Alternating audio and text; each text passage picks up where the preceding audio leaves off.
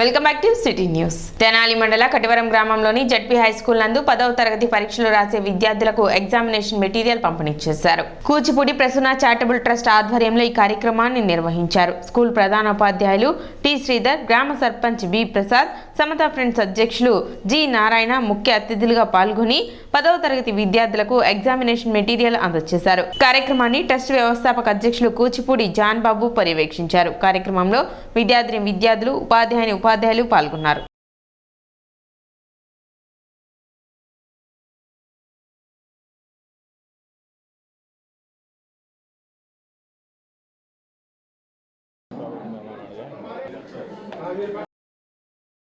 గత 4 సంవత్సరములుగా ఈ యొక్క ట్రస్ట్ తరపున పేదలకి అన్నదాన కార్యక్రమాలు కానివ్వండి, బట్టలు కానివ్వండి, మరి దుప్పట్లు కానివ్వండి, నా యొక్క శక్తి కొలది కూడా నేను పంపిణీ చేస్తున్నాను.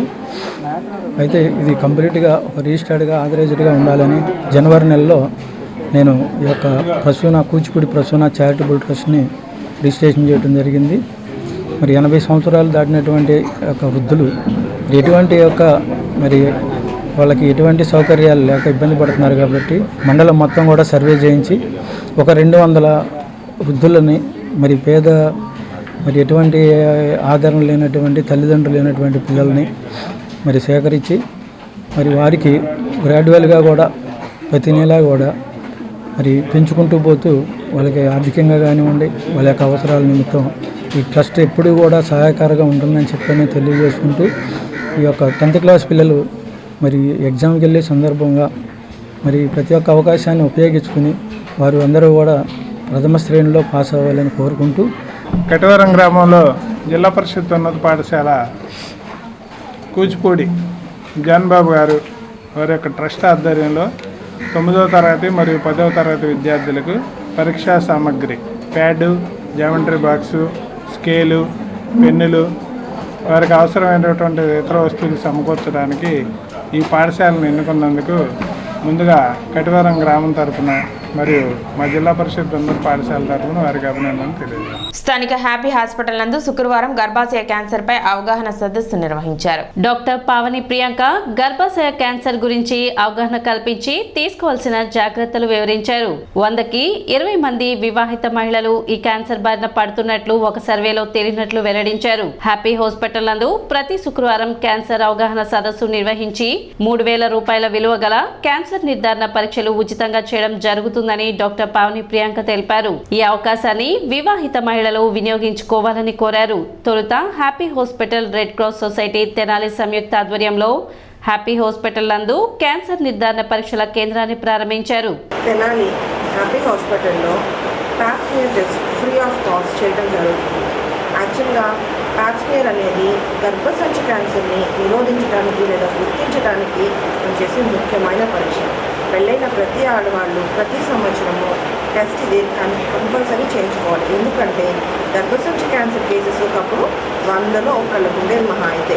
ఇప్పుడు 100లో 25 నుంచి 26 మందికి మనం కేసెస్ డిటెక్ట్ చేస్తున్నాం.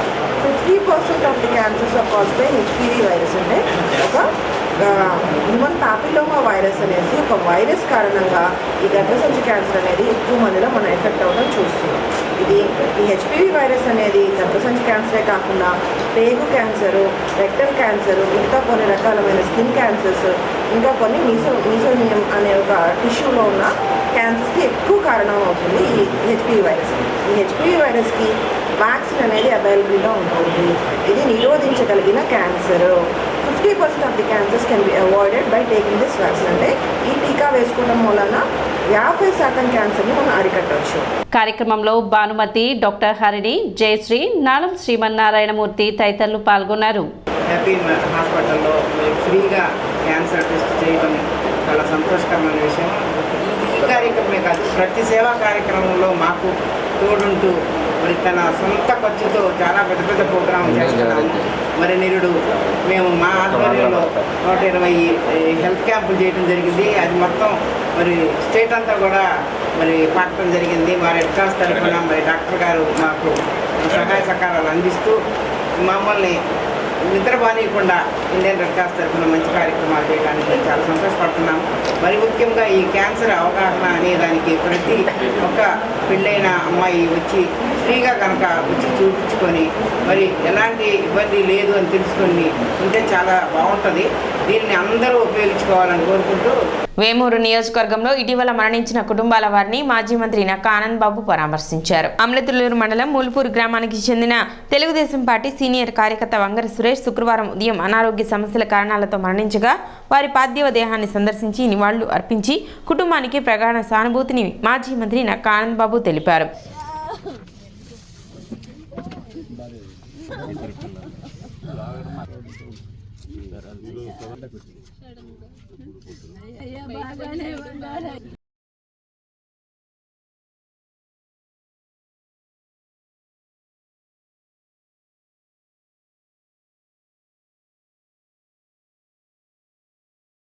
వేమూరు మండలం జంపని గ్రామానికి చెందిన తెలుగుదేశం పార్టీ సీనియర్ నాయకులు గవిని హరిప్రసాద్ భార్య గవిని లక్ష్మీకాంతమ్మ ఇటీవల అనారోగ్య సమస్యల కారణాలతో మరణించారు. ఈరోజు వారి కుటుంబాన్ని నక్కా ఆనంద్ బాబు పరామర్శించారు.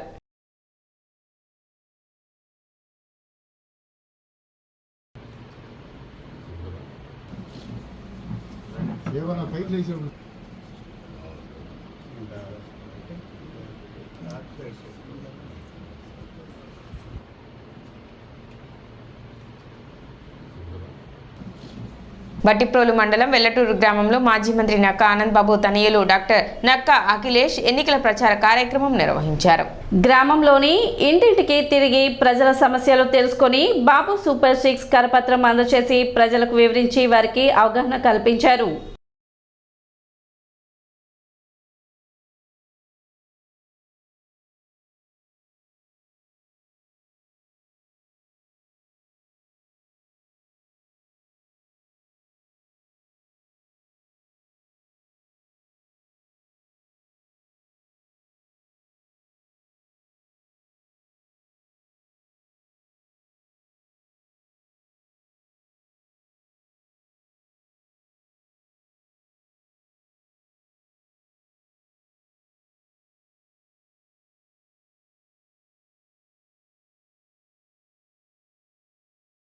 మార్చి 18వ తేదీ నుండి 30వ తేదీ వరకు జరగనున్న 10వ తరగతి మెయిన్ పరీక్షలకు అన్ని ఏర్పాట్లు పూర్తి చేసినట్లు జిల్లా విద్యాశాఖ అధికారి శైలజ తెలిపారు. డిఏఓ కార్యాలయంలో విద్యాశాఖ అధికారి శైలజ మాట్లాడుతూ జిల్లా వ్యాప్తంగా 27,366 మంది రెగ్యులర్ విద్యార్థులు 3,925 మంది ప్రైవేట్ విద్యార్థులు పరీక్షలకు హాజరు కానున్నట్లు తెలిపారు.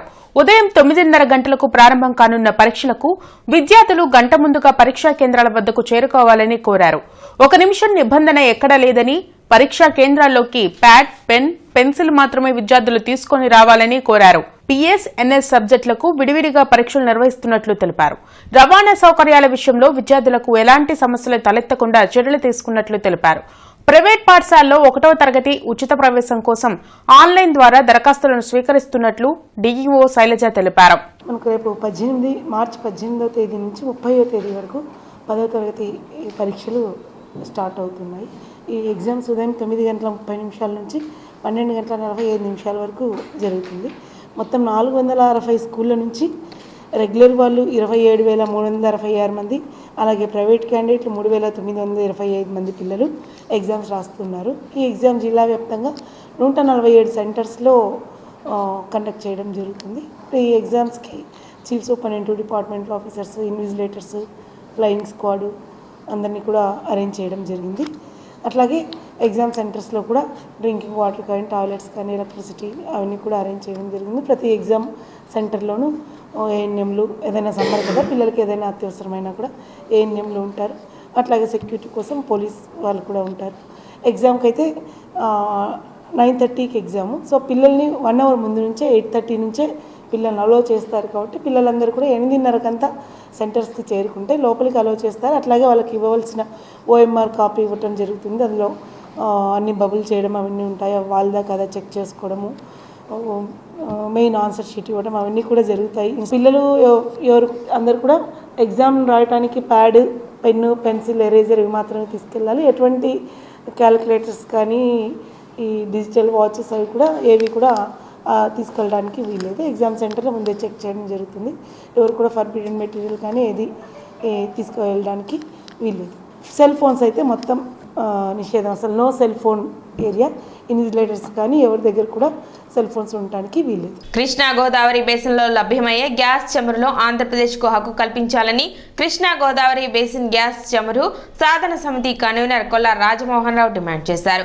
ఏపీకి హక్కు కల్పించాలని డిమాండ్ చేస్తూ అన్ని రాజకీయ పార్టీలు వారి ఎన్నికల మేనిఫెస్టోలో పెట్టాలని కోరారు. అరండల్పేటలోని ఓ హోటల్లో రాజమోహన్ రావు మీడియాతో మాట్లాడుతూ ఆంధ్రప్రదేశ్లో తయారయ్యే గ్యాస్ చమురు ఆంధ్రప్రదేశ్ ప్రజలకు దక్కాలనే అంశంపై న్యాయ పోరాటం చేస్తున్నామన్నారు. 20 సంవత్సరాల నుండి ఆంధ్రప్రదేశ్లో గ్యాస్ ఉత్పత్తి అవుతుందని, ఏపీకి రావాల్సిన వాటాపై అన్ని రాజకీయ పార్టీలు ప్రజా సంఘాలను కలుపుకొని ఉద్యమం చేస్తున్నామన్నారు. ఏపీలో లభిస్తున్న సహజ వనరులు ఏపీ ప్రజలకే చెందాలి కానీ ప్రైవేట్ వ్యక్తులకు, కార్పొరేట్ వ్యక్తులకు కట్టపెట్టడం సరికాదన్నారు. కృష్ణా గోదావరి బేసిన్ గ్యాస్లో ఆ ప్రాంత ప్రజలకు 50% వాటా ఇవ్వాలని డిమాండ్ చేశారు. రోజుకు 2-3 వేల కోట్లు ఆదాయం వచ్చే వనరులు ఏపీ ప్రజలకే చెందేలా రాజకీయ పార్టీలు పనిచేయాలని కోరారు.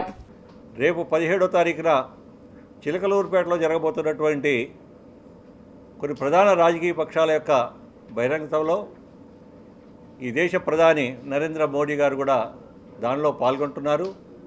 ఆ సందర్భంగా వారికి మీడియా ముఖంగా వారికి విజ్ఞప్తి చేస్తున్నాం.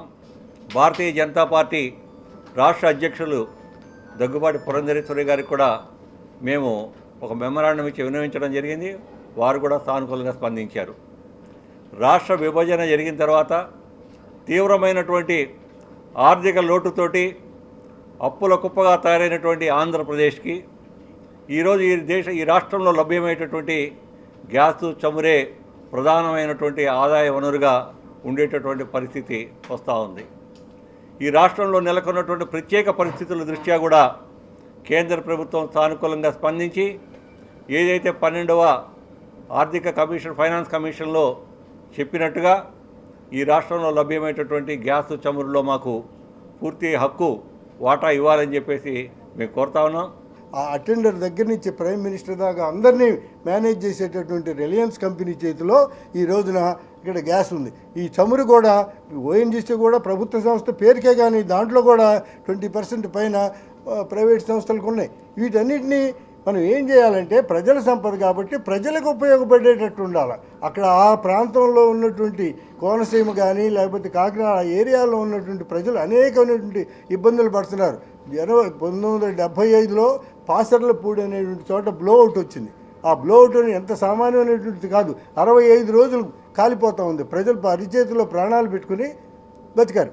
అట్లానే ఇంకా 10 సంవత్సరాలు నగరం అనేటువంటి ఊళ్ళో 29 మంది చచ్చిపోయారు. ఆ ప్రాంతం అంతా కూడా నేల కుంగిపోతుందని చెప్పేసి కృష్ణారావు గారిని చెప్పి ఒక ఇంజనీరు ఆ కాకినాడ ప్రాంతం ఆయన హైకోర్టులో రిట్ వేశాడు. అట్లానే మొత్తం ఇంటర్నేషనల్గా ఇవి కూడా ఉన్నాయి. ఏంటి, ఇది కిందకు పోతుంది, భూమి కిందకు పోతే ఏమవుతుంది, సముద్రపు నీళ్లు యువతలకు వస్తాయి. 169 ప్రభుత్వ గ్రూప్ 1-2 పోస్టుల అవకతవకలపై సిబిఐ విచారణ జరపాలని డిమాండ్ చేస్తూ తెలుగు యువత ఆందోళన చేపట్టింది. జిల్లా కలెక్టర్ కార్యాలయం వద్ద తెలుగు యువత అధ్యక్షులు రావిపాటి సాయికృష్ణ ఆధ్వర్యంలో బట్టల్లో గ్రూప్ 1-2 పోస్టులను అమ్ముతూ వినూత్న నిరసన తెలిపారు. 169 గ్రూప్ 1-2 పోస్టులు చెల్లవని హైకోర్టు ఇచ్చిన తీర్పు వైసీపీ ప్రభుత్వానికి చెంపపెట్టు లాంటిదన్నారు. అభ్యర్థులను మోసం చేస్తూ సంతలో పశువుల్లాగా పోస్టులను అమ్ముకున్నారన్నారు. గ్రూప్ 1-2 పోస్టుల అవకతవకలపై విచారణ జరిపి గౌతమ్ సవాంగ్, రామాంజనేయులపై చర్యలు తీసుకోవాలని డిమాండ్ చేశారు. ఓఎంఆర్ షీట్లను మార్చి గౌతమ్ సవాంగ్ అవకతవకలకు పాల్పడ్డారని ఆరోపించారు. హైకోర్టు తీర్పును అమలు చేస్తూ గ్రూప్ 1-2 పోస్టులను రద్దు చేయాలని డిమాండ్ చేశారు. 169 గ్రూప్ 1-2 పోస్టులను సంతలో పశువులను అమ్మేసి ఆంధ్రప్రదేశ్లో ఉన్నత విద్యకి ప్రాధాన్యం లేకుండా, చదువుకున్న వారి విలువ గుర్తింపు లేకుండా చేసిన పరిస్థితి ఆంధ్రప్రదేశ్లో ఉంది. ఈరోజు గౌరవ హైకోర్టు కూడా తీర్పిచ్చి ఆ 169 పోస్టులు చెల్లవందంటే గతంలో ఏ విధంగా అవినీతి చేశారు. వీళ్ళు చూసుకుంటా ఉంటే జాయింట్ కలెక్టర్ ఉద్యోగాన్ని 2.5 కోట్లకు, అలాగే డిఎస్పీ ఉద్యోగాన్ని 1.5 కోటిన్నరకు, 33 జాయింట్ కలెక్టర్ ఉద్యోగాలు, 29 డిఎస్పీ ఉద్యోగాలను సంతలో పశువుల మాదిరిగా అమ్మేసిన పరిస్థితి ఆంధ్రప్రదేశ్ రాష్ట్రంలో ఉంది. వెంటనే చిత్తశుద్ధి ఉంటే ఈ జగన్ ప్రభుత్వ టైంలో జరిగిన గ్రూప్ 1-2 నోటిఫికేషన్ను పోస్టుల భర్తీ పైన సిబిఐ విచారణ జరపాలా. ఆ పిఎస్ఆర్ ఆంజనేయుల్ని అలాగే గౌతమ్ సవాంగ్ గారిని వెంటనే కస్టడీలో తీసుకొని విచారించాలా. వాళ్ళు పదవుల నుంచి తప్పుకోవాలా. సిటీ న్యూస్ ముగించే ముందు ముఖ్యాంశాలు మరోసారి.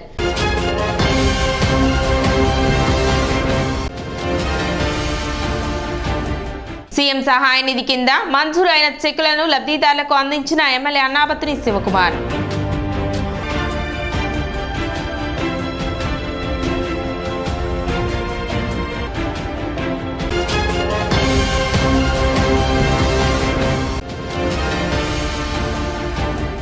ఎన్నికల ప్రచారంలో భాగంగా నాదెండ్ల పెమ్మసానిలకు బ్రహ్మరథం పట్టిన అంగలకుదురు టీడీపీ జనసేన శ్రేణులు.